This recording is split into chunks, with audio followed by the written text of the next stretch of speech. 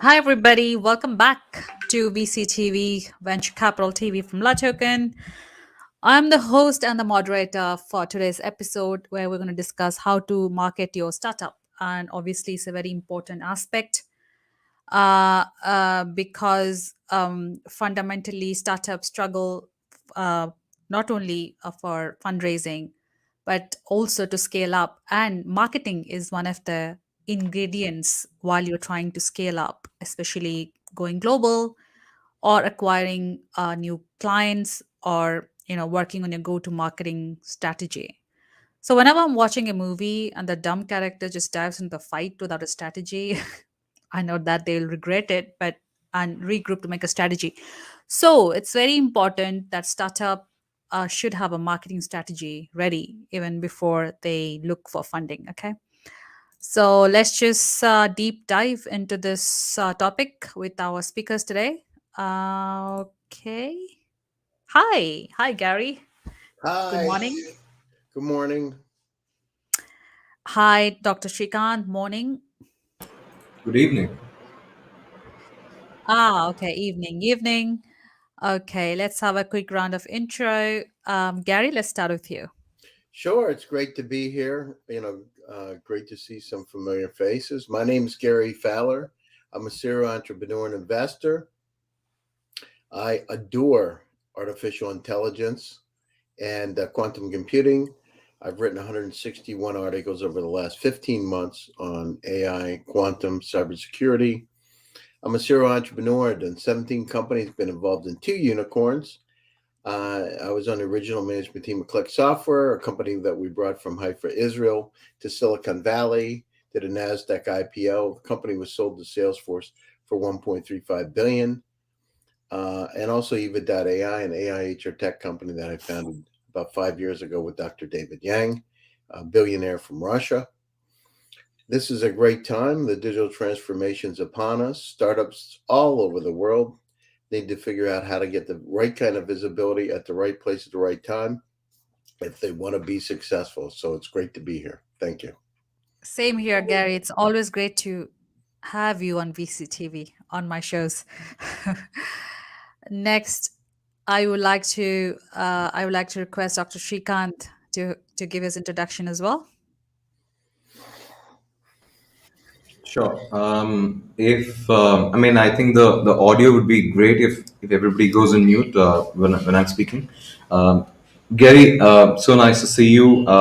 Good morning. I hope you had your morning coffee, and it's always a pleasure to be in a duo panel with Gary and Sonny because it's a topic which is close to my heart. And once you receive a pitch on your inbox, I think the marketing efforts that you as a startup you have put in is actually reflected to me as an investor. So just to give a quick intro, I'm Dr. Srikant Parthasarathy. I'm not a medical professional.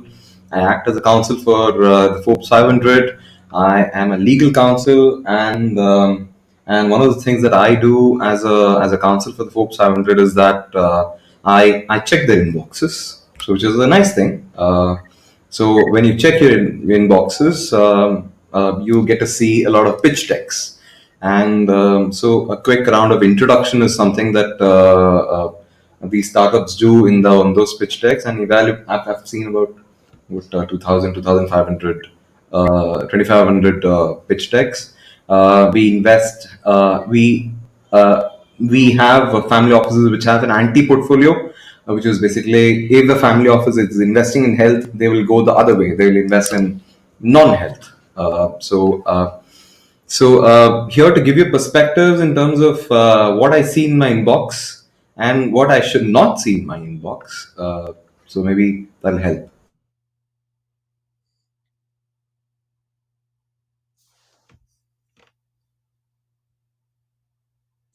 Oh, sorry. I was on mute.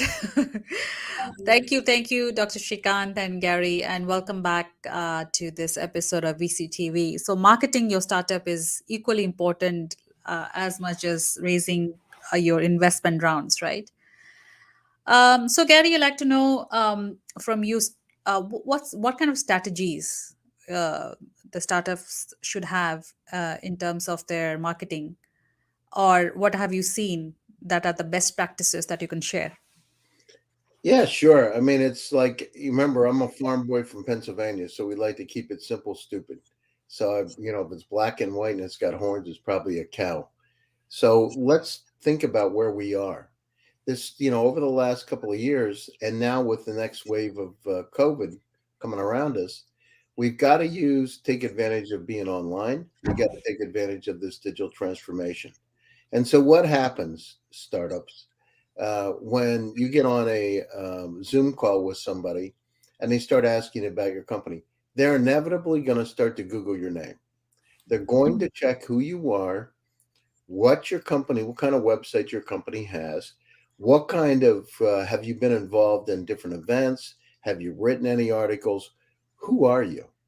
Yeah. So, step one is make sure you've got an online presence. And how do you do that? You need to start writing articles. You need to start presenting at pitch competitions. You need to make sure that you have a clean LinkedIn and Facebook page that accurately reflects who you are and the kind of things you want. Instagram, because they're going to Google your name. So my suggestion is write content. So that's door number one. Door number two is you need to practice your pitching. You got to practice. Being able to pitch online is entirely different than being able to read all the body language of somebody that you're in front of. So my suggestion is go to pitch competitions and practice, practice, practice. Some people say they're afraid of pitching. So door number two. Door number three is make sure you use Guy Kawasaki's rules for developing your PowerPoint presentation. So look up Guy Kawasaki's rules for PowerPoint. He's has a great amount of insight into how to make the right kind of pitch and practice it. Come up with a tagline that makes sense, something that catches people's attention. One of the things we said, one of the companies that I was involved in was a weather services company. And we said, you can't control the weather, but you can control the impact on your business. And I got some of the largest companies in the world to be able to work with us just because of the tagline. The name of the company is important. So when you're doing your marketing, Click Software was called IET, Intelligent Electronics. I renamed the company Click Software. And when we did that, it changed everything. People said, I heard the name. Well, they didn't hear the name. You can't. It's a little tiny company from Haifa, Israel. But I said, sure, you heard of the name. But they didn't. So make sure you have a name that sticks. So this is like, if you look at the basic, it's like building a house. This is the foundation of your house. And the rest of it starts to come. But the foundation of the house needs to be built. Make sure that it's lined up. Make sure that you got it the right depth. And make sure that it's going to hold the house so you can build that house, which is your company for the future. So, Gary, on that point, you changed the name of the company. Was it like something that you did it because you felt like the name was inappropriate, or it was something um, that something was a feedback uh, that was given that you decided to change, or was something not working because of the name? I mean, the thing is, it was called Intelligent Electronics, and it's a software company. I mean, does that make sense? You look at it, and then I Googled intelligent electronics, and there were intelligent electronic companies already in existence, and I Ah, knew we were going to have issues with the name in terms of defending the name. People right. don't realize when you start getting a lot of visibility, people start to come after you for your name, right? They start to, they'll file lawsuits. I've been through that before. And so, especially as you're starting to go do IPOs and that kind of thing, they start to check because they figure they can make a quick amount of money, and and you don't want to delay your IPO. So what you got to do is you got to go out, and that's the other thing. Check the names to make sure, as Dr. Srikant would be happy to do, I'm sure. Check the name to be sure other people aren't using it, so you don't get into a lawsuit. Right. The Absolutely. person we had it happen, one of my companies, I had told in that company, I was not the CEO of the company. I was a senior executive. And I told the CEO, I said, we can't use this name. And he said, "Well, Gary, it won't be a problem. Don't worry about it." So I put $100,000 marketing campaign to get the name out. As soon as we did it, 3 days later, we got a cease and desist order, and we had to Mm, change the name. So if you start doing your branding, your mass branding, and you don't do your due diligence, you don't use the legal channels to make sure everything's okay, challenges happen. It only happens when you start to be successful. But remember, by that time, you've already branded the company. absolutely. A very, very, very, very relevant point, Gary. Thanks for sharing that with us. Dr. Srikant, over to you.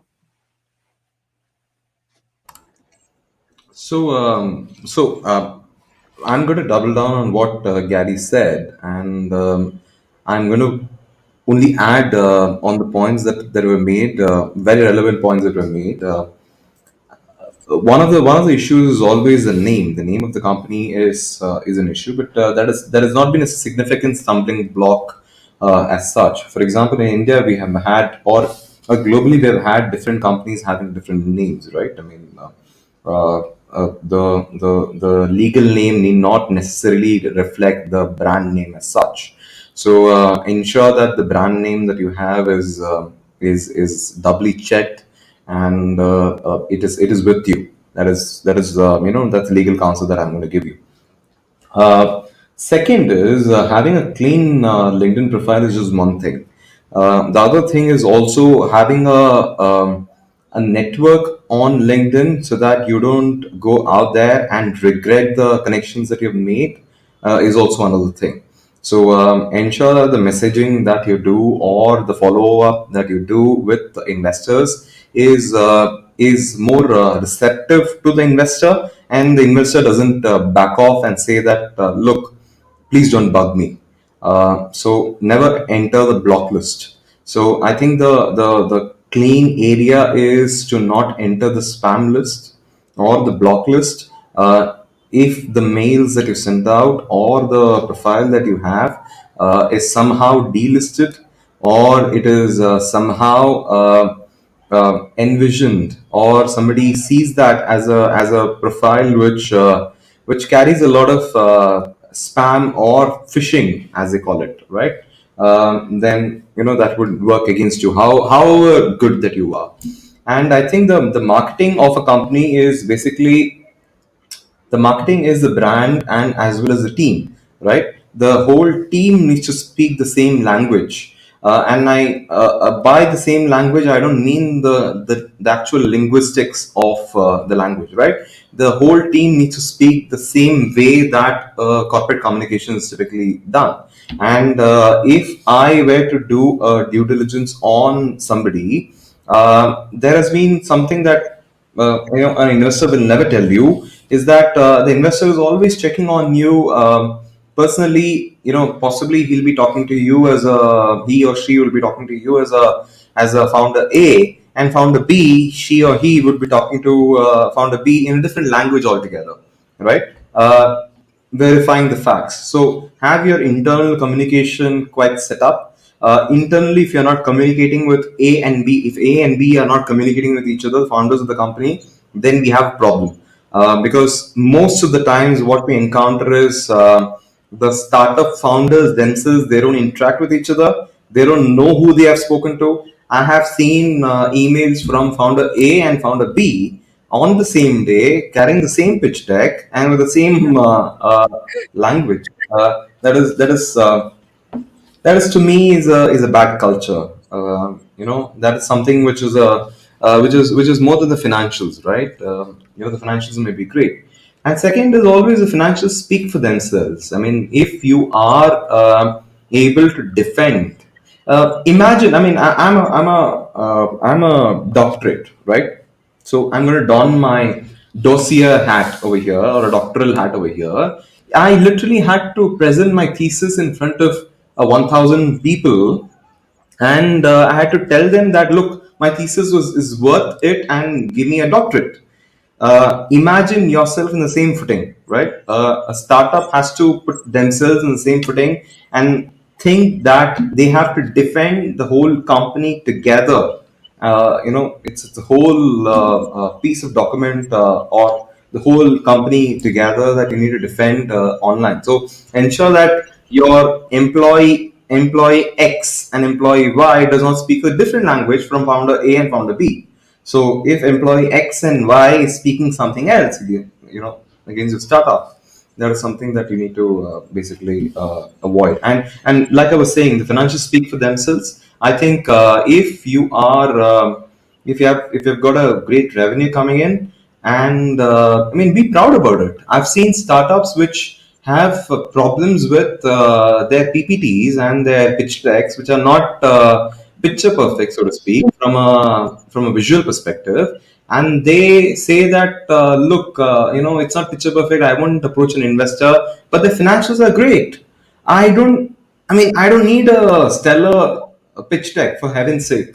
I just need something to see, and I just need a team to actually present to me. So please don't glorify your pitch deck, how much ever you may have possibly spent on it in bitcoins or in otherwise. That would be my suggestion. So yeah, the vision has to be aligned. Like as you said, there shouldn't be a miscommunication between the founders or the employees of the startup. That's very important. It has to be aligned. You wouldn't want to see two different pitch decks from two founders at the same day. Again, pitch deck. Keep it simple, as Gary says. Don't glorify it if you're revenue making. That's great. What are other factors, Gary? Would you like to add on to showcase the credibility of your company? Well, so and again, it's a keep it simple, stupid model. So what I do, I mean, think about what happens when you come out as a company and you want to get funded. People look at your advisory board. So Rick Orloffs, who is a former chief security officer of Apple and eBay, is on my board. Why would he be on my board? Because he's one of the top security and privacy experts, and security and privacy come up in startups all the time. Two, you need to have global connections to the venture capital community and family offices. And the top school on the planet, even today, is Stanford University. So having somebody that's got their MBA from Stanford, undergraduate degree Harvard, connected in the Valley and beyond is important. So Guy Kawasaki's partner, Bill Reichert, I put him on my board because you need somebody that can give you warm introduction, who's a friend that can help you. Three, and I call it the rule of threes. The third person that you want to have involved is somebody that has visibility. And who would Right. that? I had my friend John Kim recently on my show. He sold 5.9 to Zoom for $14.7 billion. Somebody that's got that visibility right today. I mean, this is like simple stuff. You need credibility. They give you credibility. The other thing is, as I said, you need to make sure that your tagline's right. You're going to make sure your pitch is right, is perfect, uh, great pitch. You can talk about it in 30 seconds or 60 seconds or 90, whatever time that's allotted to you. You enchant the audience. By that I mean it's not just about having that pitch and going down and in a dry way. Make your voice tone go up and down. You're online. Make sure you've got the right kind of virtual background in front of you that makes sense. So the kind of keep it simple, stupid pieces that are going to enhance the image that you have. The other thing, as I said, you need to make sure you have an online presence. You got to make sure that you're presenting a lot. Practice truly does make perfect. So I took a course at Stanford University when I was in California many, many years ago. And it was, I think I've talked about this before. It was part acting and part business. So they had an acting coach and a business coach. And there were about 40 top level executives there. And they would put us in these scenarios where they say, okay, Gary, it's your turn to pitch. Come in. And on the spot, they would have a scenario developed. You're pitching in front of a group of investors. Here's the situation that's occurred, and they would put you on the spot. And sometimes something critical has come up in the company. You just got some bad press because the product you have that has liability issues, right? and you had to practice, and there was no games about it. So practice truly does make perfect, and make sure that you use those rules. What I don't like is when people have bland colors on their presentation, when they don't make their voice go up or down. I mean, this is acting. Yeah. I mean, you're online. I've seen pitches over the last week that were so boring and long. Unbelievable. This is my product. Hi, my name is Mike. I hope you like it. And it's crazy. Like, Yeah. hi, my name's Mike. I have an incredible product that's going to change your life forever. Let me tell you a little bit about it. Watch Steve Jobs. He would practice for 6 weeks before his presentation. And I know people that personally know him. And he would practice your pitch. Absolutely. Just like you going for an interview and you have no passion at all. How do you get that job? You won't. This is sales. Come on, if you want to sell something. The problem, Sonny, is many times, almost 70% of the times, the founders of company are technical. And they love their product and they think everybody's going to buy it. And that doesn't happen. There are rare occasions, like Apple has done, where people actually grab it out of your hands and you know more than the customer. But the other thing is do customer development. That means test your product or service to make sure people really want to buy it. What happens a lot of times is that technical founders will build a product and nobody wants to buy it.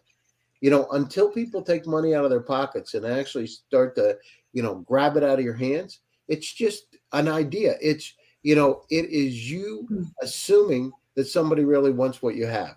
And the problem is when founders get together, they start to delude themselves. By that, I mean, they start convincing themselves that they bullshit themselves, right? They get out and say, "Oh, isn't this great? Yeah, this is the best thing I've ever seen. What do you think?" And their wives or significant others say the same thing. And so you start going in this circle where everybody said, "Oh yeah, it's great," and they never test it with go out. I would go out. So what I did with Eva, I went out to 50 people walking down the street in Palo Alto and would show them my product. And I did PowerPoint presentation mock-ups before I even had it to get an opinion of what they liked. And I would videotape it and send it to my engineers. Now, as a CEO of the company, I wanted to make sure they understood what the customers say about the product so that they can understand how to course correct it. And that is really important. Yeah, I totally agree, Gary, because sometimes I look at so every day a new startup is born, and when I look at a new product, I sometimes just get lost. Like, I don't understand A, B, C, or D, anything of what they're offering, but they are comparing themselves to another Apple or a Microsoft. And I said, what is this? I Well, don't. that's a traditional thing. You pick who the winner is and compare yourself to them. And I've seen presentations over the last week, and it's like, okay, like tell me what the meat is. What's your target addressable market? How are you different than everybody else? How fast is your revenue going to grow? Do you have any revenue today? Yeah. And then you start to dive in. Who's your team? I mean, the team is important. Advisors, team. Has the team been successful? Have they had unicorns? People talk about unicorns, Sonny. They've never done them. I mean, for the most part, you talk about, and unicorns are mythical creatures. They don't even exist. So first of all, you're talking about something that doesn't exist, right? Yeah. So, so go out and you need the credibility. Part of the magic of creating a company is having that credibility. And the more you get, it's a snowball effect. It really works. I've done this stuff for 35 years. I've taken companies from zero to $9 million in sales. And a lot of it was because of the marketing and sales. And it becomes a Pygmalion effect, the self-fulfilling prophecy. And what startups have to do is realize that, practice. And the other thing is find somebody. If you're not a good marketeer, find a co-founder that is, because part of being the CEO of a company is to be able to present your product or service to get people interested in it. Yeah. It's sales. So if you don't know how to sell, find a co-founder. Balance a team. Balanced teams are important. No, never have more than 3 people. It's bad to have more than 3 co-founders. And the reason is they can never make a decision. Seriously, it's really hard. and investors won't invest. So if you have 4 or 5, the probability of getting investment's really slim. Make sure Yeah. you have employee stock option programs. Why do you Yes. want that? Because if you don't share in the wealth, if people can't partake in the wealth, they're not going to help you grow your company. Make sure, from my perspective, I believe in flatter organizations. Of course, as a CEO and president of a company, I have to make powerful decisions sometimes. But it's better that everybody that's on the team is smarter than you. Because if they're smarter than you are, the probability of success is really high. I always want people a lot smarter than me. I just want to be the country boy in a team. I want people smarter that have done a whole lot, that get a lot of equity in a company, so they're going to be rich, right? I want to make sure, and I'm saying this, I'm going through a lot of stuff right now, a lot of different things in a positive way, but make sure that everybody that's on the team is putting money in their pocket and being able to help their families. Because if they do that, you create a very interesting family oriented environment that people strive for the same goals and objectives. They want you to be successful. They support you in your success. Absolutely. I totally agree. Hire people who are smarter than you, always, when you're Always. very. Yeah, Bill Gates would say the same thing, and Zuckerberg says the same thing. Find those people. They don't necessarily want to be the leader of a company. They may want to be number two. They may be want to do marketing, or they may want to do legal, whatever. But find people that want to be part of that team to help that team grow, and you will win. If you do that, you will win. It's just the way it is. Totally, totally agree. I mean, totally agree. I mean, obviously, I am a part of a startup as well myself. And when I get the stock options, it makes me feel like a part of the family, right? Absolutely. Yeah, and you put the money in your pocket, you start to see, it's funny how it works, because as you start to go down through it, other people start coming in and give you deals. I invested in a very I had an opportunity to invest in a very famous company, uh, that the only reason I did that because I have a billionaire partner, and they allowed me to invest in this company. And so I didn't put a lot, I don't know, 25 or $50,000, but I mean, it's gone up 20 times already in about a year and a half. And it was only because of that visibility. So it's not only that company visibility, it's all the other things that start to come because of it. It's unbelievable, actually. And VCTV is real important, because today I have an actress from Hollywood on my show at 12 o'clock today. And it wouldn't be, if it wasn't for VCTV, that way that I got to her is through Peter Plout. Uh, Ah, and Peter did some introductions to another person who did another introduction to her. And she's one of the hottest actresses in Hollywood today. oh, And I've so seen if you those look at some of the banners. other actors and actresses that are coming on, it's like a big circle. That's the way life works. In Yes. startups, you got to market, get the visibility, and don't be shy. Sometimes startups are shy. They don't want to talk about their incredible technology in a marketing way. They just want to present what this is what we do. Talk about how you're going to change things. You know, get excited about it. Don't be humble, especially Eastern European startups. A lot of times they downplay how good their company is, and well, we have a little revenue. Well, they have $1 million a year. Talk about it.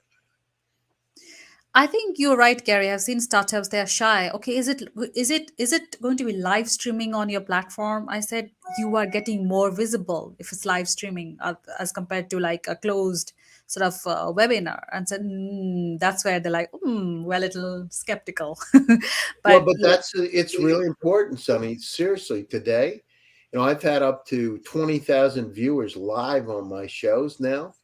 yeah, So part of it is having, and you got to build it up. But what happens is, as you're building it up and more people start to come in, it expands opportunities, because it's not only other entrepreneurs, it's VCs, it's family offices, the press start to watch. yeah. And so startups use VCTV and the channels that are out there, get your visibility. It's critically important. And Sonny, most people, how many times have you had startups on the show? They rarely do it. Yeah. Why don't they take advantage of this great platform? Totally agree. I totally agree, Gary. It's just that people have, I mean, some of them are brave enough to come and speak even though they're not ready, but that's about it. You have to start somewhere, right? Well, but if you're not brave enough to speak, should you be doing a startup? No, I no, mean, I agree. exactly. This is like keep it simple, stupid, right? Right, Yes, Srikant? You shouldn't be doing a startup if you're not going to be able to go out. You can't be a lawyer unless you're willing to get in front of and defend a case, right? You can't go out and it's just like this is simple stuff. totally. Right. Great. I mean, great start. I just want to ask another question, which is very important. Like, you've got the funds, you got your first tranche coming in, you've got your marketing strategy, but it's very important to figure out your market, right? You cannot be everywhere. You have to figure out your market, your market share. So, how to open up a potential market opportunity for your startup, for your product? So, what are the steps for targeting your market? Well, you need to do, I said customer development. There's a book that a good friend of mine, Bob Dorff, wrote with Steve Blank. It's called the Startup Owner's Manual. You need to go out and test the market. One of the reasons that startups fail is they get too wide. They try to take too much right away, and it kills them. You got to be surgically precise. By that I mean identify a market, conquer that market. So what I've written a paper actually in Forbes. I wrote an article. One of the things, the first step is you go through acceleration to figure out who you are. The second step is you regionally dominate. So if I'm in Singapore or India or the US, I dominate my market because I got the home court advantage because I'm in my own domain. Make sure that it works. 80% of what you're going to take forward to other markets are going to be based upon the success that you've had in your home court market. But you got to do it very, very quickly. Dominate that space. Then you can understand as an investor, I understand that companies can work together, that teams can work together. You got to prove that your team can work. Step two is then start about not all, then you've got home court dominance, then it's about regional dominance. In the case of being in the US, it would be Latin America, Canada, Mexico, those kind of areas. Then start looking at places like Europe, places like Asia, but go out. Do it in, don't bite off too much because one is it's going to take a lot of money and you'll get really distracted, really distracted. But this process works. Use customer development. Go out, find partners. One of the best things to do is find partners that can help you in that market.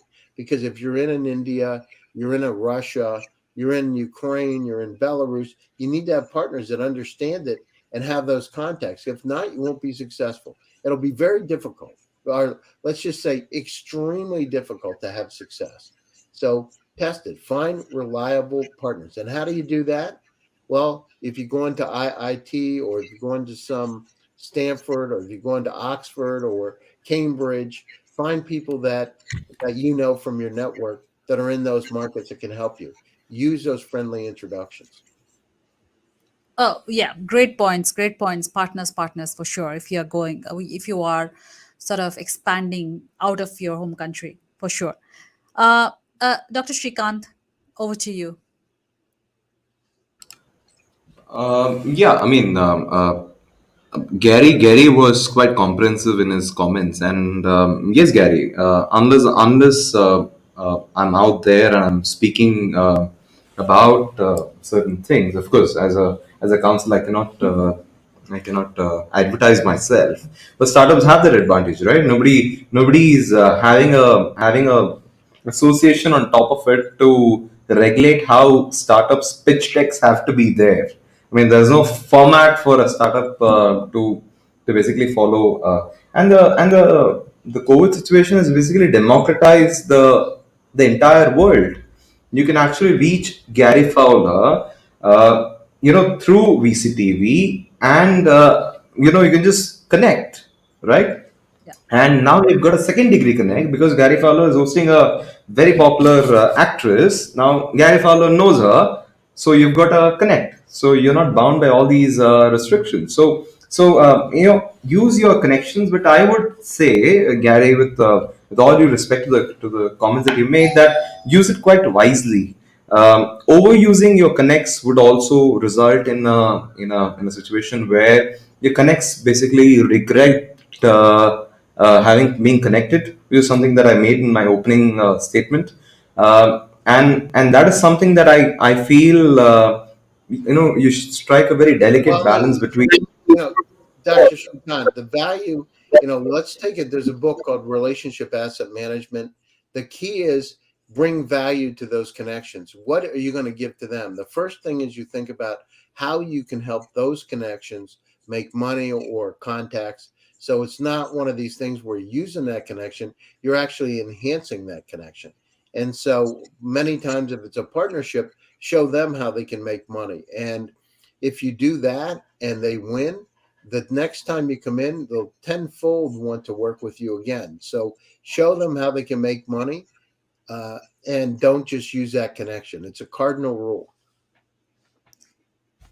Absolutely. Absolutely. So if I may just point to one particular instance, Gary was so courteous that he wrote to me about 5 months back. If I can join that particular show, and I haven't even replied to his email. I've replied, but I haven't been able to set up a time. It shows such impolite behavior on my end, which I'm ready to admit in a public show, on a live show like this, because never ever ever be impolite to somebody who is being courteous and actually is bringing in value. So I got lost in things, and possibly I did not respond. And Gary, a ton of apologies. I'm going to ensure that the connection between you and me actually stands. I'm going to write back to you right after this particular show. And this is how connections are built. This is how relationships are built.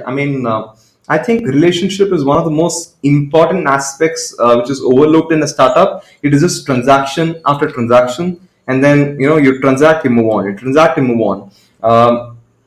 Imagine going to a. I've got my. I went to a salon today, and I got my hair trimmed and so on and so forth. You can quite naturally see that.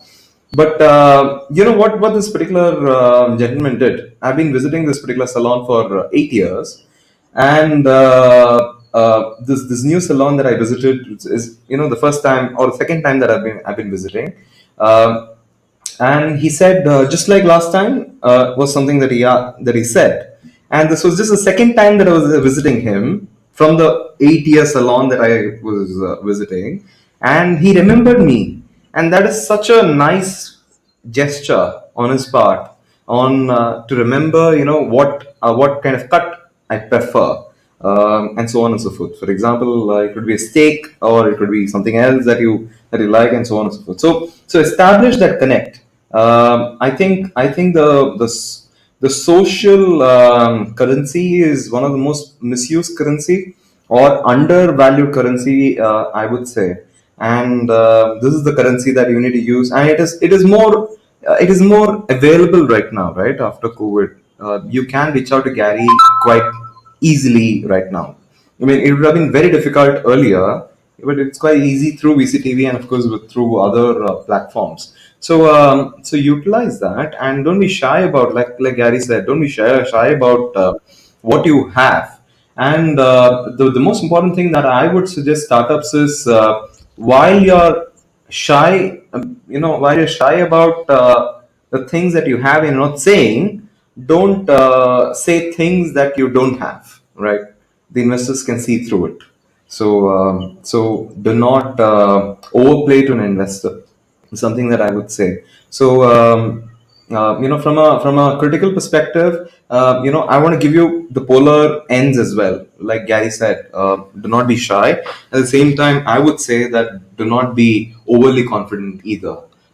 If you don't have something, admit that you don't have something. For example, when I hired my first associate in my company, it was after 100 resumes that I was looking at, and it so happened that this particular gentleman was a person who said, "Look, I don't know anything," and he admitted that, "Look, I don't know, and I'm here to learn," and I like that, and I like honesty. So that is something that I believe when long-term relationships are built, I think honesty is one of the most important things that long-term relationships work on, right?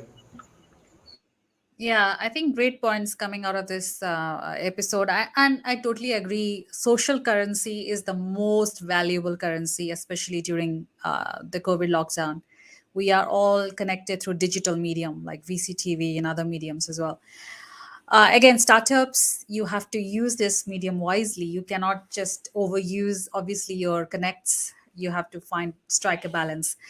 That being said, okay, so we have different startups, health tech, edutech, maybe artificial intelligence based only, startup and food tech, but you cannot just follow one thumb rule to market yourselves, right? I mean, so what are those elements that you should be actually marketing to stand out from your competitor in that particular space?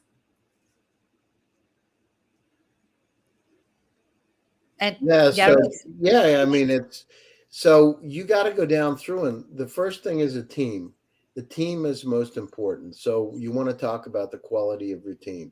That's door number one. If you have revenue, revenue shows that your model works and you've got product market fit, you're moving in the right direction. So revenue, what kind of growth do you have? So and then in terms of how your particular product or service is really going to put a dent in the universe. And by that, I mean how much of an impact you're going to have and how big is that total addressable market. I mean, this is simple stuff. If you talk about artificial intelligence, I mean, think about no matter where we are, no matter what we have today, data is critically important. Even ourselves, Sunny, even ourselves in our lives, we have about 300,000 items in our personal cloud. And the entire web in 1996 was 257,000 websites. You, Sunny, have more information in your personal cloud. Think about this. Every week, how many times does it happen that somebody says, I've sent you a message? Where did you send it? I sent it to your email. Which one? I sent it to your LaToken. Oh, no, no, I sent it to your Gmail, right? Yeah. When did you send it? I sent it a week and a half ago. Can you resend it? We're inundated with information today. That number doubles every year. In 5 years, it'll be 10 million items. So you, Sonny, will have 10 million items in your personal cloud because of the Internet of Things. How in the world can we address startups? I just did a pitch for you. So I just did a pitch. This is how a pitch should work. Do you understand how big the problem is? You can feel the problem, Srikant. Dr. Srikant can feel the data problem. All of us feel it. We are in a state of infobesity. So if you're a startup, artificial intelligence, machine learning, deep learning across multiple vertical markets need to be utilized to help us better understand the data, whether it's space, whether it's supply chain and the transparency in the supply chain that we've talked about many times, need to use tools like machine learning to be able to help us get better insight into the supply chain, better insight into auto manufacturing, better insight into health tech and computer vision so we can find diseases faster. It's incredible what's happening today. Yep, absolutely. I think it's very important to find out what elements you need to market, when you are actually trying to find partners, raise funds. It's crucial. And you rightly said revenue, team members. If you're revenue generating, just talk about that, even though it's not significant. So yeah, great points, Dr. Shrikant. I would like to take this from you as well. Like, besides your team members, yeah, besides the revenue numbers, what else becomes key to market so that you get that much needed visibility? I think from a language perspective, which I've been emphasizing right from the beginning, I think the messaging is one part, and the language is another part of the story, right? I mean, whatever message that you send, the language in which you send that particular message is very important, and the company should echo the same sentiments that investor typically has, right?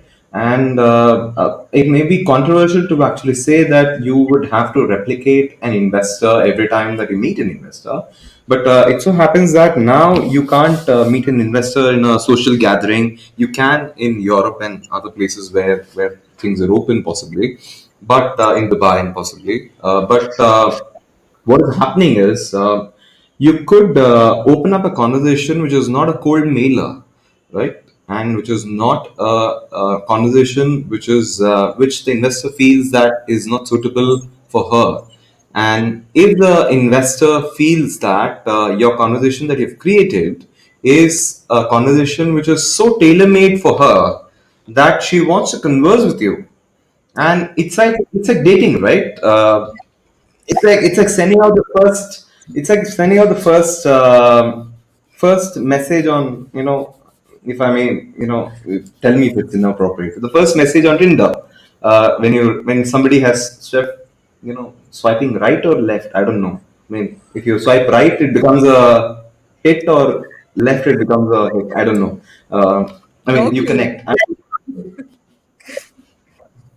Whichever way that you swipe. I mean, a swipe, to connect. So the first message that you send on Tinder, always remember, startups should always be on a Tinder mode. The first messaging should always be the first messaging, and the last messaging should always be a good message. Never ever, make them block you is something that I would say. So It's a great analogy.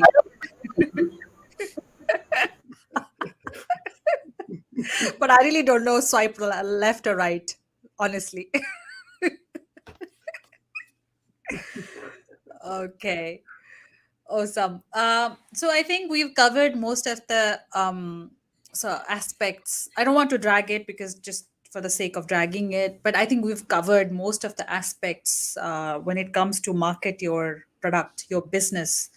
We've covered partnerships. We have covered relationship. We've covered data.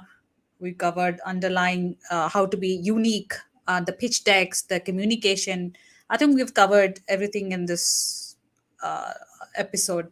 So I would like to thank you both for sharing your insights in this episode. Let's take some quick, sort of closing thoughts before we part and meet again.